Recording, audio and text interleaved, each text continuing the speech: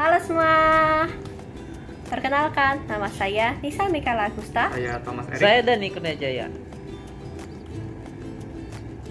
Dan saya Sandy Bahtiar.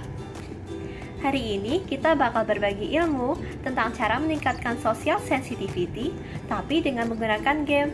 Tapi sebelum itu, apa sih social sensitivity itu? Social sensitivity secara umum didefinisikan sebagai kemampuan memiliki pengetahuan umum mengenai norma sosial dan menerapkannya secara tepat. Bukan cuma itu, social sensitivity juga tentang bagaimana kita menampilkan empati secara akurat terhadap kondisi, pikiran, dan perasaan orang lain. Nah, tujuan peningkatan social sensitivity itu sendiri supaya kita dapat memiliki rasa empati pada orang lain serta mengikis rasa egosentrisme yang ada di diri kita. Daripada penasaran lagi, yuk langsung aja simak video kita.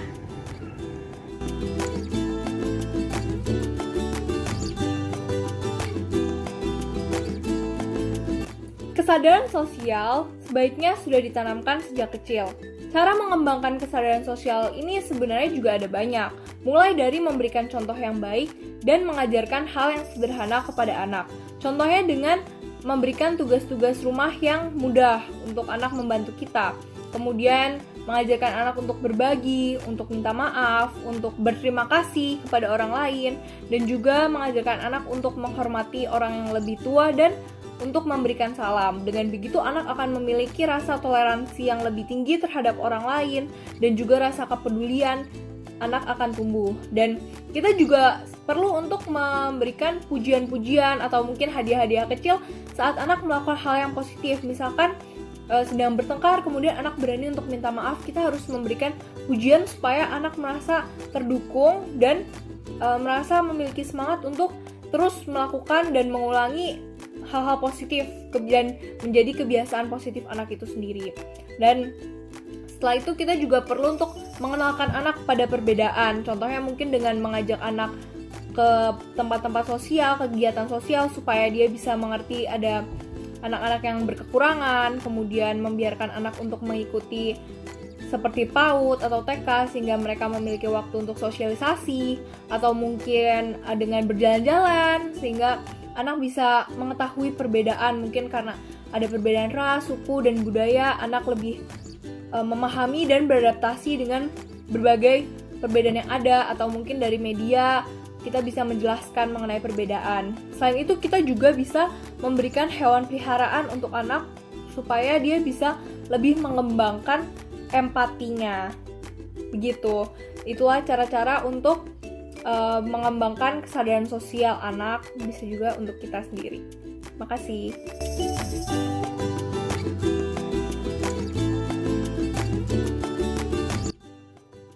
Jadi kali ini aku bakal jelasin ke kalian tentang cara main The Name Game. Tapi sebelum itu, aku bakal kasih tahu dulu nih ke kalian apa tujuan The Name Game ini. Pernah nggak sih kalian ke suatu perkumpulan baru nih, terus kalian kenalan dong sama banyak orang. Besoknya kalian ketemu sama orang itu, tapi kalian lupa sama nama orang itu. Ya itu mungkin memang hal yang wajar. Tapi kalian pernah berpikir gak sih, apa perasaan orang yang kalian lupain namanya? Mungkin ada beberapa orang yang mikir kayak biasa aja lah, itu memang hal yang wajar.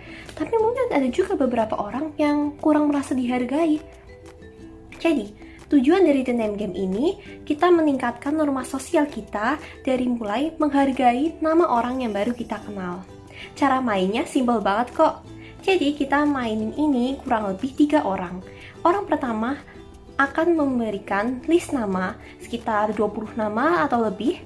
Lalu 2 orang lainnya menghafalkan nama tersebut dalam waktu yang singkat ya, mungkin sekitar 15 detik, 20 detik. Lalu, list nama ini akan ditutup.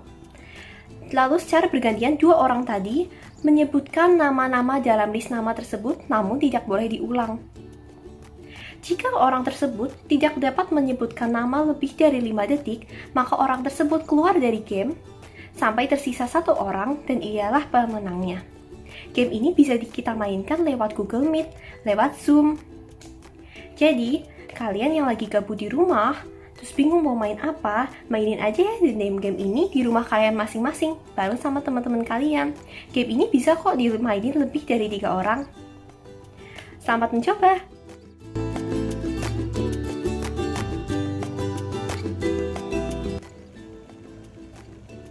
Membangun empati terhadap orang lain itu sangat penting. Secara singkat, empati adalah kemampuan untuk berbagi dan memahami emosi orang lain. Empati juga berarti kemampuan manusia untuk bisa merespon keinginan orang lain yang tidak terucap secara lisan. Banyak cara yang bisa dilakukan untuk meningkatkan empati. Yang pertama, belajar mendengarkan secara aktif. Mendengarkan secara aktif membutuhkan perhatian penuh dan konsentrasi penuh pada apa yang dikatakan, daripada hanya secara pasif mendengarkan pesan pembicara. Namun, ini bukan hanya tentang konsentrasi. Ini juga tentang mengingat dan memahami pesan dan kemudian menanggapi dengan tepat apa yang dikatakan. Yang kedua, fokuskan perhatian pada kondisi di sekitar Anda. Dengan memfokuskan diri, kita akan sadar ketika terjadi sesuatu yang berubah dan menjadi lebih peka mengenai tindakan apa yang harus diambil terhadap perubahan tersebut. Yang ketiga, perlakukan tiap orang sebagai orang penting. Cobalah untuk menghargai semua orang yang Anda temui, apapun status dan bagaimana kondisi kehidupannya.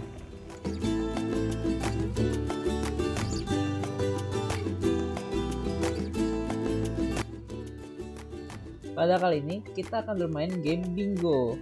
Tujuannya adalah untuk meningkatkan social awareness. Kita memerlukan rasa empati, di mana kita dapat memahami emosi yang dirasakan orang tersebut sehingga dapat memberikan solusi yang tepat untuk dia.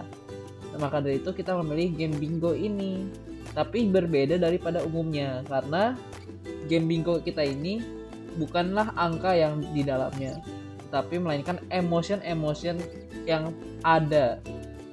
Jadi cara mainnya adalah setiap pemain tidak boleh tahu yang lain isi di mana saja emotion yang ada. Jadi pada saat di awal nanti bakal dikasih list emotion di atas ini.